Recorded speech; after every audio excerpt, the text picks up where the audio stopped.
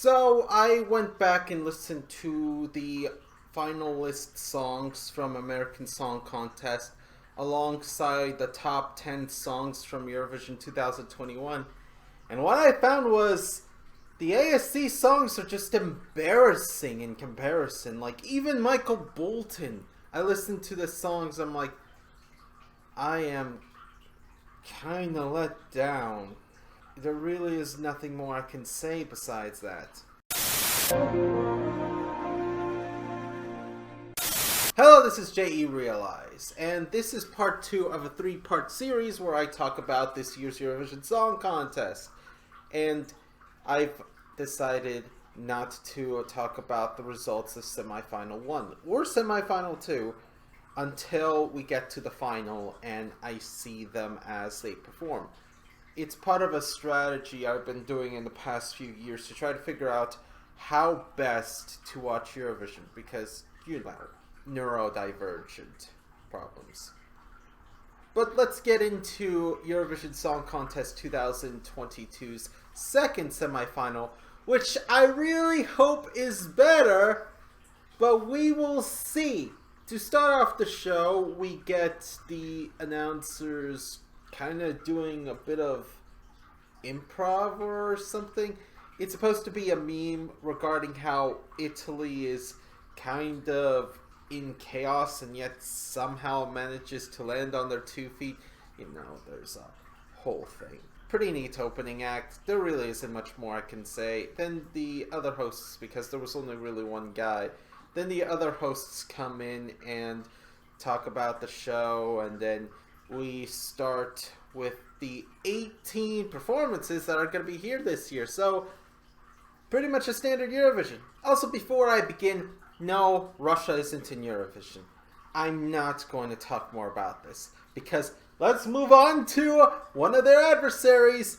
No, not Ukraine, Finland. And last year they sent in Blind Channel, and seeing that not only did Måneskin win, but Blind Channel do pretty well, I was kind of hoping for them to send a pretty killer rock song. And when I first heard this song, I was slightly disappointed. It's kind of clear that they were trying to emulate Måneskin with the setup of their band, but you know what? Given how low the bar was set in the first semifinal, this is by far the best rock song in the competition.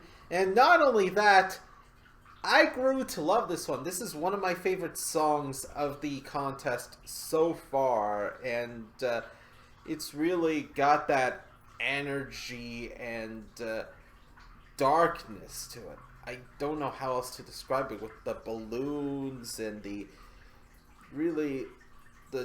dark aesthetic that, of course, they had to borrow from a certain horror movie, but you know what? I like this one. You want to sell the performance, it needs to look sharp as well as sound sharp. Okay, maybe that's not the best analogy to use. Mystery level, by the way, it wasn't supposed to be called secrecy level. I just did that for Albania's sake. Mystery level of these songs, that's in fact the name. 9.5 out of 10 because I feel like I recognize those suits. Then afterwards we move on to Israel, which sends the song I Am. And wow, that song was certainly flamboyant because it's Eurovision. Also, it feels kind of short, but you know what? Say what you will about what the song represents, but I love the energy. I really do. And also, this is like the second year in a row they name dropped the year. Are they gonna be doing this as a thing? Israel, I'm gonna hold you to that. Next year, if you don't name drop the year, I'm gonna be like, okay, they had a thing, and they decided to stop doing the thing. But yeah, not the worst song, and in fact, spoiler alert, going further into the semifinal, there are far worse songs. Israel's mystery level, 10 out of 10. And the next one is, well, kind of up in the air as to whether you like this song or not. And Serbia's song is all about healthy body and stuff, and has this lady washing her hands, and there's a reason why I don't like Soldi as much as other songs in Eurovision 2019.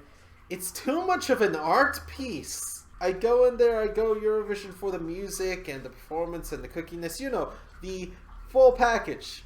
This, however, just feels way too bizarre. Like, she looks like a legit Doctor Who villain. Like, you ever see the new series episode New Earth, and then you watch this? It gives you that vibe. So, yeah, definitely in my top 10 list of weirdest entries of all time. Could definitely challenge for the crown, but I'm not really sold on the song's merits. But kudos for trying. It takes guts with that sort of song. Mystery level 10 out of 10. Like, really, wow. Then we move on to Azerbaijan. They sent the song Fade to Black, and it's just okay. It's a fine song, but there really isn't much to say about it. The guy's singing in the bleachers, and there's a copy of him. Where have I seen that before? Yeah, so take it or leave it kind of song. Not necessarily bad, but nothing really stand out. Mystery level 9.9 out of 10 because something wants to tell me that I may have seen that title of the song before. And then we move on to Georgia. And this year they're sending in Stella Cole with DIY. Oh. Wrong Georgia. They're sending in Circus Smirkus and some really bizarre, trippy stuff. And that's not off-brand for Georgia, given their record. But yeah, I kind of prefer Stella Cole over Steampunk Willy Wonka over here. It's got this aesthetic and it's got this ambiance, and the song you could probably play in the background with no harm, but I am just not sold. The semi is starting to disappoint me. I thought maybe this semifinal would pick up a bit more than semifinal 1, but so far I'm just not seeing it. Mystery level 10 out of 10. Next up is Malta, and it sounds like they brought back the Malta Eurovision Song Contest because this sounds like a Malta Eurovision Song Contest song. That's not a compliment. It's really generic. I mean, I'm kind of disappointed given how Malta has been doing pretty well in the past 2 Eurovision Song Contests. Chameleon competed in 2019. Not Tira Alaska's Chameleon. This one's completely different. And while it didn't wow me, it got an audience. And in 2021, they sent Destiny. I know you don't want to be that one country that sends that one artist over and over again. But I don't know. You got Destiny. Do you really have anyone else with a track record? But maybe I'm being a little too harsh on Malta. They'll probably come up with something in the next few years, maybe? Mystery level 10 out of 10. And then before we move on, we get a little talk about Sanremo, which is a city in Italy, of course. But the Sanremo Festival specifically, which selects who gets to represent Italy in the Eurovision Song Contest, and is in fact older than Eurovision. Now we move on to San Marino, and their postcard is in Rome. You know, older brothers looking out for younger brothers, you know, that sort of stuff. And they sent in a very Eurovision song, for lack of better words. Like, I don't really even know how to describe it. It's like, San Marino has been known for several things, like, for example, sending in people from outside San Marino to represent them, but dang, this song. This thing is so flippin' camp, and in a different way from Israel. Israel's song was very catchy, but this one is a lot more, how do I say it? A lot more barbecue on this one? I don't know. I don't know how you would describe an act featuring a guy riding a velvet mechanical bull that is probably a metaphor for being gay, if it weren't for the fact that everything else about this performance is gay. But hey, it's probably not going to qualify anyway, because no San Marinese song sent in Italian has ever qualified. Ask Valentina Moneta. She's one of the victims. San Marino, mystery level 9 out of 10, because I feel like the title kind of reminds me of something, although the title of the song could never prepare me for what I saw. Next up is Australia, which, congratulations Australia, you're back! Please clap! And they sent a standard radio song, which, okay, I can't really say much else beyond that, except Australia still has never failed to qualify from a Eurovision semifinal, provided they're performing in the Eurovision host country. So maybe 2021 was a fluke, we'll see. But while the song is pretty orchestral, for lack of a better word, that's where I can't describe it more than that. Mystery level 10 out of 10. Then we move on to Cyprus, and they decided not to send in something that overly rips off Fuego this time. Except they decided to rip off Aphrodisiac from 2012. Okay, it's a lot more toned down than the other bops Cyprus has been sending. I can't really describe it other than that. It's kind of underwhelming. Mystery level 10 out of 10. And now we get Ireland, whose artist and song I do not know because something up in the broadcast studio failed, which means I couldn't see the name of the artist or the song on display before everything kicked off. And now I can't Google it because then I would be spoiling myself. You know how it be. But, wow. If there's one thing this reminds me of, it's Eurovision 2011. It's got that sort of energy, you know, the stuff like Rockefeller Street, One More Day, Lipstick, Popular. It's got, you know, that sort of energy to me. It's really pumped. It's really, I don't know how else to describe it. It's really high energy. I wouldn't say that. It's really intense electronic pop sort of stuff. And you know what? I think Ireland may be onto something.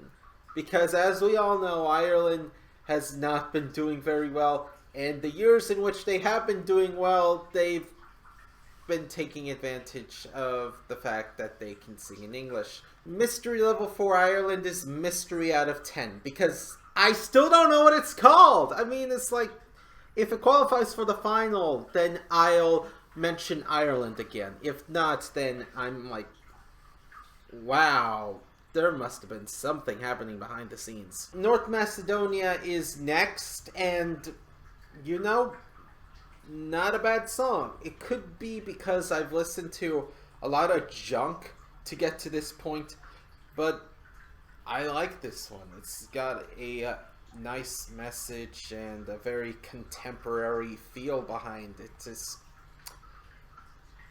you know, not bad a song. Mystery level 10 out of 10. A mystery well kept.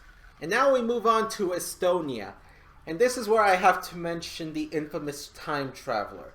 Back in August 2019, a time traveler came by the Eurovision subreddit and told us what was what about the following 25 years in Eurovision. And the time traveler said that Estonia was going to win with a song called Love Again by Estonian group Around the Sun. Well, I don't know about you, but one guy doesn't look like Around the Sun. But what we got instead was a kickin' Western song. Not country. It's not a country song. It's a Western song. It's very distinct. The differences are very distinct. Now, there is bias with me because I remember growing up in elementary school, 7th or 8th grade, I would hear some Western songs every so often, so I have more of an appreciation for this one. And as far as the Western song goes, it's pretty kickin'. Not only is the rhythm rather good, and it's got the mood and feel and a nice good message. It's, it almost made me cry with how good it is. Almost. Mystery level 10 out of 10, and I've got to say, the song quality is picking up right now. Before we move on to the next segment, we get this segment about the music we listen to in our everyday lives. Like, not music, but the sounds of life. But now let's move on to Romania, and they decided to send us a Latin bop. No, it's a Spanish bop. It's got a distinctly Spanish flavor. Not simply Spanish language, I mean Spain, the country. And good on Romania for doing what they do best, and it's sending a Spanish language song. Well, it's not entirely Spanish language, but Llámame. Okay. But then again, they're going up against Spain. It's kind of a toss-up at that point. But you know what, Romania? Keep Spain on their toes. It's like sending a Spanish song every once in a while to remind them, hey, you're not the only one who can make a Spanish language song, and if you let up, other people will beat you at your own craft. Mystery level 10 out of 10. This is getting to be a lot of 10 out of 10s on mystery level right here. This is kind of bizarre. Now we move on to Poland, and at first I didn't know what to say about it. When the music started, I thought this was a little too formal for my taste. And then it introduces the dubstep with the thunderclap and all this sort of stuff, and I'm like, what? That's one way to make your song bizarre.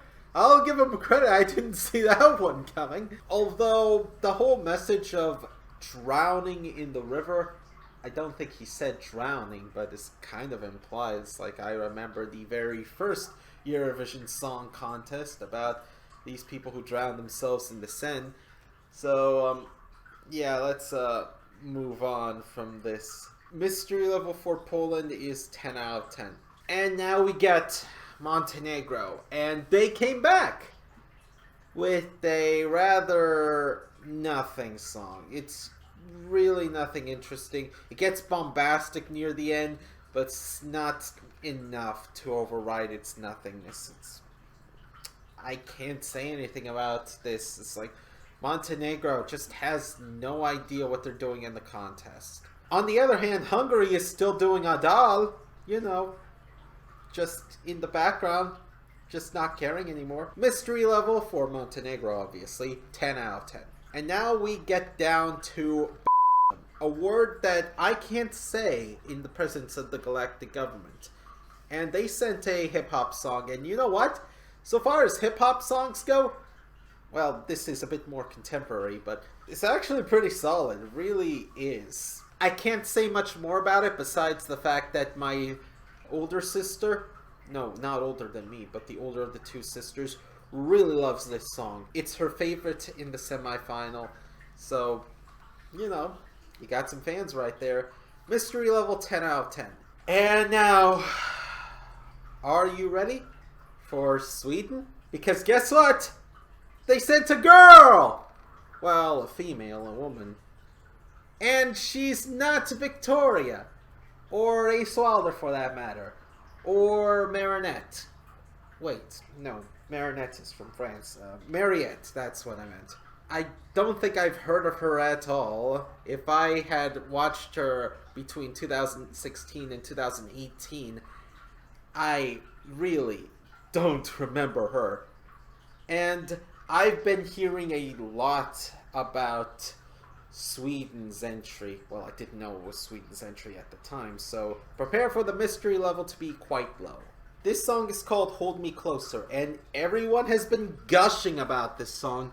Kind of reminds me of how people were gushing over La Forza, which I'll get back to the fan base and the hype. But I've been hard on Sweden mainly because I know they can send in good songs. But many times, especially as I've been watching their national finals, I felt like you could have sent better songs. So I was interested to see what they could send. And you know what? They blew me away. I understand the hype. I love this song. It's got real emotion to match the beat, and what an advanced beat that is. It almost made me cry. No, for serious. Not simply because of nostalgia or something, but because this was such an expertly crafted song. Now, there are two trains of thoughts you could go with regarding this song. First, the fact that it has the prefix "hold me." As we all know, Johnny Logan won with a song called "Hold Me Now." And as we all know, in 2013, Azerbaijan sent in a song called "Hold Me," which came in second. Granted, they bought who knows how many SIM cards to get a second place result. There's a reason why the EBU doesn't reveal the full voting breakdown for 2013. Just saying. So, maybe Sweden has it in the bag this year. But I am very wary of fan bases. And when they hype up a song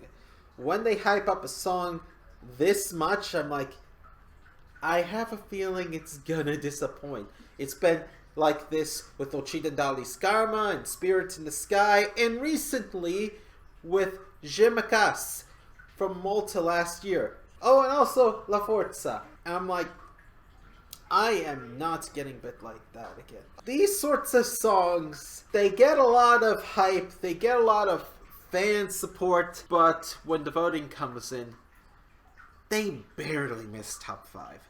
And so I've dedicated myself to every year giving out the coveted imaginary 6th place award from JE Realize. And I have a feeling that Hold Me Closer is gonna receive my 6th place award. It's super hyped, it's such a good song, but I feel like it's just not going to make it that far in the voting results. So, yeah, here's your imaginary trophy. It's not the Eurovision trophy, but I hope it's something. That being said, oh, the imaginary trophy just busted on the floor because I let go of it. Ha! Reference to Alexa's Wonderland. I did say Alexa would get the 6th place award from me, and NBC just botched up everything about the show so much that Alexa won. You can't blame me on that one. That was all NBC for not gathering enough votes through advertising and, of course, nerfing the juries. That's on them. Sweden mystery level 5 out of 10. That's kind of high, admittedly. I would have probably bumped it down to 3, but I was not prepared for Sweden's song to be this much a bop. With that being said, how do you close a song like Hold Me Closer? Whoever's gonna be stuck in that last spot in the running order is gonna have an uphill battle. But guess what? Next up is the final song in Semifinal 2, the Czech Republic. And I have to say, this may be... No. Scratch that. This is my favorite Czech Republic song that they have ever sent. Like, no contest. While Hope Never Dies was a pretty neat art piece and Lie to Me had a bit of popular appeal, the fact that they went for, like, a modern electronic dance number that just happened to fit in the realm of they were doing this in Italy. It just... The song style worked really well with the venue. I cannot say enough about how well they have basically nailed this. And of course you have the statue of David in the background and it being, how would the kids call it?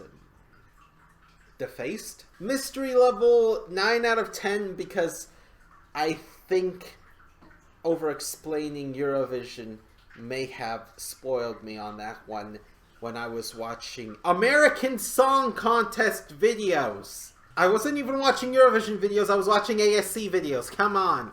And then after that, we get the voting opening, the voting recap, interval acts, you get the host singing, you get some Big Five performers, which I'm not going to cover here. I didn't watch any of the Big Five performers. I'm willing to save that for the final. Otherwise, it's going to be a 5-minute long video. And of course, the qualifiers. I'm going to talk about who qualified through the second semifinal as well as the first semifinal in the final episode. And not like at the very beginning I just put them, okay, here's all the ones that qualify. No, as I go down the running order, we will see together. Rather, I will see with you watching me because you already know this sort of stuff. But now, time to get on to what I thought about this semifinal. Is it better than semifinal 1? Well, it was kind of weak to start with. I mean, there were some really top-tier songs, but you also got a lot of weak sauce. But eventually started picking up. And you know what? Now that I've listened to all the songs, I think semifinal 2 is better than semifinal 1. I just really can't argue against that. A lot of songs here that I really liked. And not just joke songs. Like in semifinal 1, I had to throw Citizeni and Subwoofer on my list. Semifinal 2, you got a lot of these different artists that, you know, were sending in songs that you would probably hear on some radio stations. And, you know, I kind of miss that beauty about Eurovision. Just the wide berth of songs that countries send in from all over the place, and it just gets you, I don't know what the word is, it gets you in. It gets you wanting to see more of this, maybe. And of course, you know, I'm going to talk about the final next week, so I'll get on that. Do the feedback thing, like, comment, subscribe, or dislike. Insert reason to dislike here. Follow me on Twitter at JERealize. This has been JERealize. I'll see you next time. There will be a next time. Bye.